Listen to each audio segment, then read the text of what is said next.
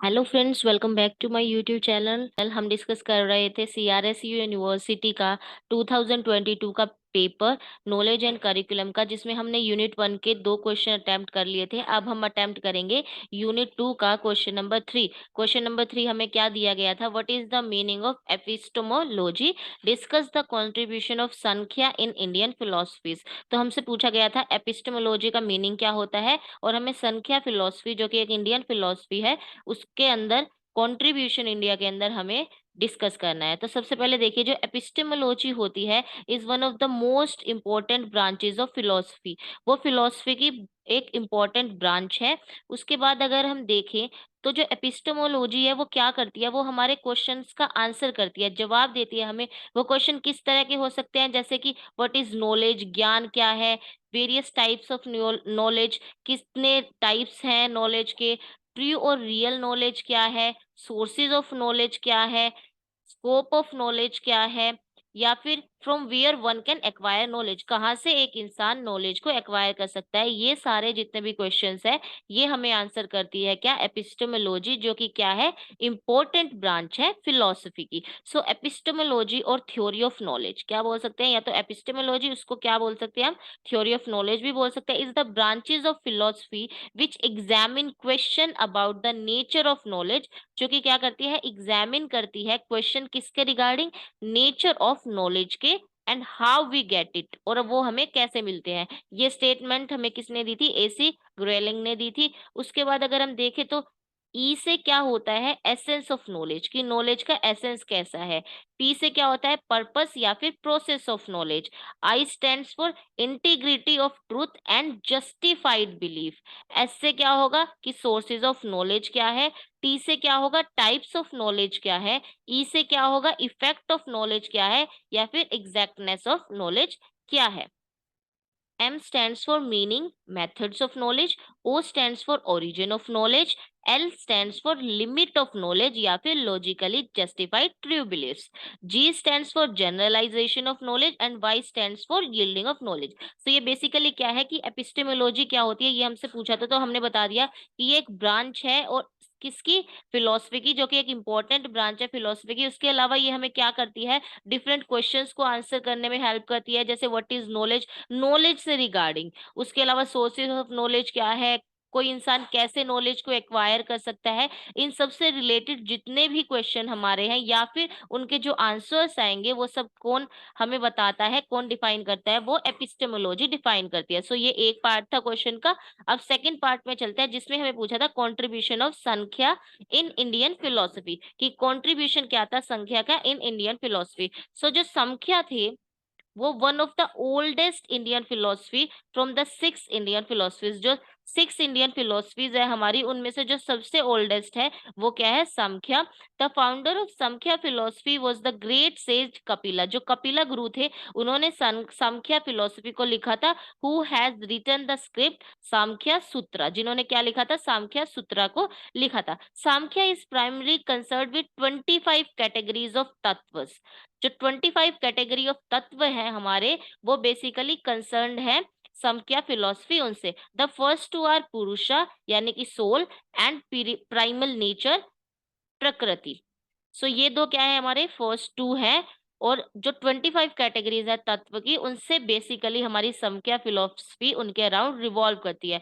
To set free from worldly mysteries right knowledge is required, कि जितनी भी हमारी मिस्ट्रीज हैं इस दुनिया के अंदर, उनसे हमें फ्री होने के लिए, उनसे बाहर निकलने के लिए, उनके आंसर खोजने के लिए हमें किसकी जरूरत पड़ती है?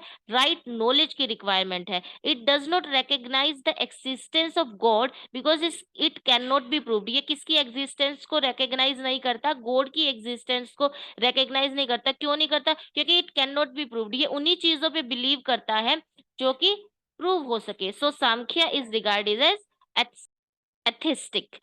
It is absolute, independent, free, unknowable through other agencies, above any experience by mind or senses, and beyond any words or explanation। यानी कि ये इंडिपेंडेंट है, एब्सोल्यूट है, फ्री है, जिस किससे? हर किसी एक्सपीरियंस से, माइंड के या फिर सेंस के, और परे है किसी भी शब्द या फिर एक्सप्लेनेशन के। इट रिमेन्स प्योर, ये प्योर रहती है Purusha is neither produced no does it produce. जो पुरुषा है ना तो वो प्रोड्यूस करता है, ना ही उसे प्रोड्यूस किया जा सकता है। या पुरुषा क्या था हमारा? सोल। 25 कैटेगरीज ऑफ तत्व से उनमें से एक पुरुषा था जिसको ना तो बनाया जा सकता है, ना ही उससे किसी को बनाया जा सकता है। So on the basis of Upanishads two schools of philosophy developed in India. कौन कौन से स्कूल थे? द रियलिस्टिक, रियलिस्टिक वो जो था हमारा सांख्य, और एक था आइडियलिस्टिक जो था हमारा वेदांता।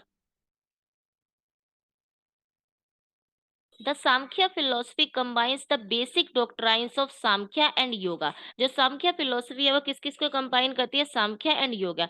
जो सांख्य है वो रिप्रेजेंट करता है थ्योरी को, और योगा क्या रिप्रेजेंट करता है? उसकी एप्लीकेशन या फिर प्रैक्टिकल एस्पेक्ट्स, यानी कि उसको हम कैसे अप्लाई करेंगे। The meaning of word Sankhya is based upon the Sanskrit and it means number. इसका मतलब क्या है? Number. The Sankhya also means the perfect knowledge, hence it is a system of a perfect knowledge. Samkhya is kind of dualistic realism.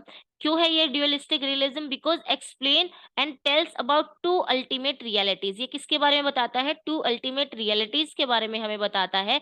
पहली कौन सी है? प्रकृति यानी कि मैटर, और दूसरा क्या है? पुरुषा यानी कि सेल्फ और स्पिरिट। उसके बाद संख्या क्या है? Is realism as it as it considers that both matter and spirit are equally real। यानी कि जो मैटर है हमारा प्रकृति है, एंड स्पिरिट जो कि हमारी पुरुषा है, वो दोनों क्या है? इक्वली रियल है। The prakriti is primitive substance because the world and it is the material cause. यानी कि जो प्रकृति है वो प्रिमिटिव सब्सटेंस है behind the world, and it is the material cause of the world. उसके अलावा अगर हम बात करें तो जो प्रकृति है वो कॉन्स्टिट्यूट होती है तीन गुणों से, थ्री गुणास।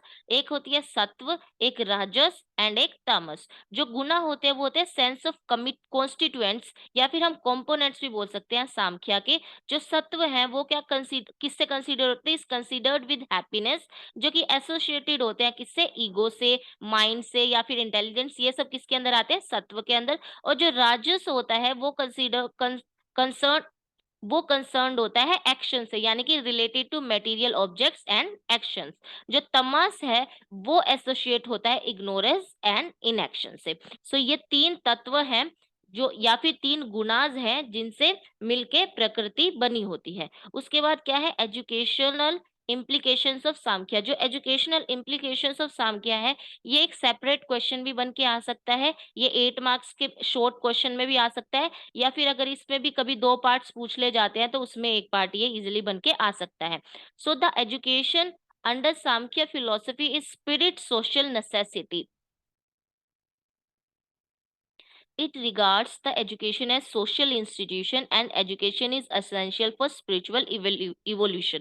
तो इसने क्या बोला था कि जो एजुकेशन है वो एक सोशल इंस्टीट्यूशन की तरह होनी चाहिए, और जो एजुकेशन है वो असेंशियल है किसकी इवोल्यूशन के लिए? स्पिरिचुअल इवोल्यूशन के लिए। इट सजेस्ट दैट मुक्ति और freedom from the bondage of purusha from the material body, and it can only be possible through right knowledge and it will come through proper education. तो उन्होंने क्या बोला था कि जो मुक्ति है, जो फ्रीडम है, जो कि हमें अपने पुरुषा से बांध के रखती है, मटेरियल बॉडी से बांध के रखती है, वो कब मिल सकती है हमें? वो सिर्फ राइट नॉलेज से हमें मिल सकती है। और ये जो राइट नॉलेज है, यानी कि ये जरूरी ज्ञान है जो हमें मुक्ति के द्वार तक लेके जाए, वो किससे आएगा? वो प्रॉपर एजुकेशन से आएगा। सो एम्स ऑफ एजुकेशन हमारे क्या कैसे क्या क्या है इसके अंदर? To achieve self realization. Self realization को अचीव करना one of the important aim है एजुकेशन का। इस थ्योरी के अंदर हमारा इनकलकुलेशन ऑफ सात्विक बुद्धि, की हमारी जो बुद्धि है वो सात्विक होनी चाहिए।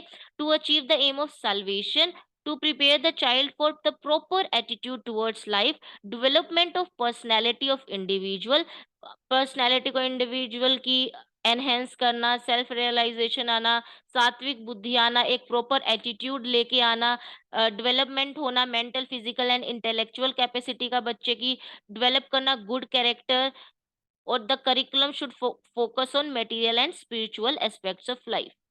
ठीक है, ये सब क्या थे? एम्स थे एजुकेशन के in Sankhya philosophy. The curriculum should be as per the stages of life. कि जो करिकुलम था सांख्य फिलोसफी के अंदर, जो एम्स थे उसके अंदर क्या था कि वो उस बच्चे की एज के हिसाब से और उसकी स्टेजेस के हिसाब से होना चाहिए। तो जो उसका चाइल्डहुड था, चाइल्डहुड के अंदर क्या होना चाहिए कि during the stage the development of sense organ and motor organ is rapid. जो हमारे सेंस ऑर्गन होते हैं, बच्चा इजीली सुन पाता है, और जो मोटर ऑर्गन्स होते हैं वो बहुत रैपिडली ग्रो करते हैं। सो इस स्टेज में क्या होना चाहिए कि जो एजुकेशन होनी चाहिए वो नेचुरल इंस्टिंक्ट्स की होनी चाहिए, जैसे subjects like maths, language, social science, logic, social should be prescribed. ये सारी जो चीजें हैं ये इसी स्टेज में हमें बच्चे को सिखानी चाहिए। क्यों सिखानी चाहिए? क्योंकि उसके जो सेंस ऑर्गन है और मोटर ऑर्गन्स है वो इस स्टेज में रैपिडली या फिर बहुत फास्ट क्या करते हैं, ग्रो करते हैं। The concept of self is developed in adolescence and difficult subjects can be taught to them. कि जो सेल्फ का कॉन्सेप्ट है वो एडोलेसेंस में आता है। सो इस स्टेज में उनको उनसे रिलेटेड जो डिफिकल्ट कॉन्सेप्ट्स होते हैं, डिफिकल्ट सब्जेक्ट्स होते हैं, जैसे कि physics, chemistry, biology, social science etcetera, ये सब पढ़ाने चाहिए। उसके बाद क्या है, methods of teaching. So dialogue, observation, lecture method, experimentation, questionnaires are implied in साम की फिलोसफी। क्या क्या यूज करते हैं हम? डायलॉग यूज कर सकते हैं, बच्चे की ऑब्जर्वेशन यूज कर सकते हैं, उनके लिए लेक्चर मेथड्स यूज कर सकते हैं, एक्सपेरिमेंट्स यूज कर सकते हैं, या फिर क्वेश्चनरीज इस फिलोसफी के अंदर यूज कर सकते हैं। The knowledge acquired through the senses is the best knowledge. कि जब हम सेंसेस से नॉलेज एक्वायर करते हैं वो बेस्ट नॉलेज होती है। So it indicates the multi sensory teaching. So multi sensories teaching हमारी सांख्य फिलोसफी क्या करती थी, फेवर करती थी। उसके बाद क्या है, मेथड्स ऑफ एक्वायरिंग नॉलेज। सबसे पहला है क्या, परसेप्शन। यानी कि परसेप्शन मतलब थ्रू टच, टच के थ्रू किसी भी चीज को सिखाना, उसके थ्रू किसी भी नॉलेज को एक्वायर करना। उसके बाद क्या है, इन्फीरियंस, यानी कि कंक्लूडिंग फ्रॉम प्रीवियस नॉलेज और एक्सपेरिमेंट। यानी कि जो हमने एक्सपेरिमेंट किया है उसके बेसिस पे हमने क्या रिजल्ट निकाले हैं उसके थ्रू क्या करना, एक्वायर करना। नेक्स्ट क्या है, कंपैरिजन, यानी कि कंपेयर करके सीखना कि हम कैसे नॉलेज को एक्वायर कर रहे हैं, उसको एक्वायर करना किसी चीज को, किसी ज्ञान को, कि हमने अपने कंपैरिजन के थ्रू से सीखा। उसके बाद क्या है, वर्बल टेस्टिमोनी मेथड्स के थ्रू सीखना। वर्ड मेथड्स, वर्ड मेथड क्या है, जैसे कि टेक्स्ट बुक से सीख लिया, मास मीडिया से सीख लिया, या फिर supervise study material. Next point क्या आता है, रोल ऑफ टीचर। की टीचर का क्या रोल होता है। The teacher should be an ideal person and reliable also. कि जो टीचर है वो बच्चों के लिए एक आइडियल पर्सन होना चाहिए, साथ साथ बच्चे क्या कर सके, रिलाई कर सके, वो रिलायबल होना चाहिए। The teacher should have the knowledge of प्रकृति एंड पुरुषा। यानी कि उसके अंदर जो प्रकृति है और जो पुरुष है उन दोनों की नॉलेज होनी चाहिए, so that they can teach the students in a good way. ताकि वो बच्चों को क्या सिखा सके, अच्छे से सिखा सके। The teacher should impart right knowledge in students and satisfy the curiosity of students. यानी कि जो टीचर है उसे राइट नॉलेज बच्चे को देनी चाहिए, और जितने भी बच्चे के क्वेश्चंस है, जितना भी वो क्यूरियस है, उन सबको सेटिस्फाई करना चाहिए। सांख्य ऑल्सो मीन्स परफेक्ट और राइट नॉलेज। इसका मतलब क्या है कि सही knowledge दी जाए, hence it is a system of right knowledge. Right knowledge is the knowledge to have the experience of separation of पुरुषा फ्रॉम प्रकृति। यानी कि जो पुरुषा को प्रकृति से सेपरेट कर सके, उस नॉलेज को हम राइट नॉलेज कहते हैं। नेक्स्ट है elements of Sankhya philosophy. Elements क्या क्या थे, the elements which define the Samkhya philosophy आज सबसे पहले क्या है, प्रकृति, नेचर, महत यानी कि ग्रेट प्रिंसिपल्स, क्या है, बुद्धि, discriminating reasoning and positive intelligence. उसके बाद क्या है, अहंकारा यानी कि ईगो और ईगो प्रिंसिपल। नेक्स्ट इज मानस। मानस क्या होता है, द फिजिकल माइंड और ब्रेन। उसके बाद क्या है, फाइव पंचेंद्रियाज यानी कि जो हमारी सेंस ऑर्गन्स होती है। उसके बाद क्या है, फाइव कर्नेंद्रियाज यानी कि द ऑर्गन्स ऑफ एक्शन। उसके बाद क्या है, फाइव तन मंत्राज यानी कि सटल एलिमेंट्स। लास्ट क्या है, फाइव महाभूताज और पंचभूताज। सो ये क्वेश्चन था हमारा, इसके अंदर हमसे पूछा था सबसे पहले एपिस्टेमोलॉजी क्या होती है वो हमने डिफाइन कर दिया। उसके बाद हमें सांख्य फिलोसफी के बारे में पूछा, सो हमने पॉइंट्स वाइज एक्सप्लेन कर दिया। तो बेसिकली ध्यान क्या रखना है कि हम पॉइंट्स में आंसर करें, ऐसे ही। अब सिमिलरली अगर ये आंसर भी लिख के आते हैं, आपको बहुत अच्छा स्कोर करने में हेल्प करेगा। इजीली आप पॉइंट्स में लिख पाओगे, जैसे कि हमने एलिमेंट्स लिखे, एम ऑफ एजुकेशन लिखा, सांख्य क्या था ये हमने बताया, वो कौन सी फिलोसफी है, वो किस पे डिपेंड करती है, उसके एम्स क्या होते हैं, ये सब हमने लिखा, सब पॉइंट्स में लिखा। इससे क्या होगा, आपके पेजेस भी फिल होंगे, एक अच्छी प्रेजेंटेबल वे में आप अपने आंसर को भी लिख पाओगे। सो नेक्स्ट जो वीडियो होगी उसमें हम क्वेश्चन नंबर 4 डिस्कस करेंगे, जो कि है explain the concrete and absolute facets of knowledge and relationship. ये हम अपनी नेक्स्ट वीडियो में डिस्कस करेंगे। I hope you like the video, so please like, share and subscribe my channel. Thank you so much.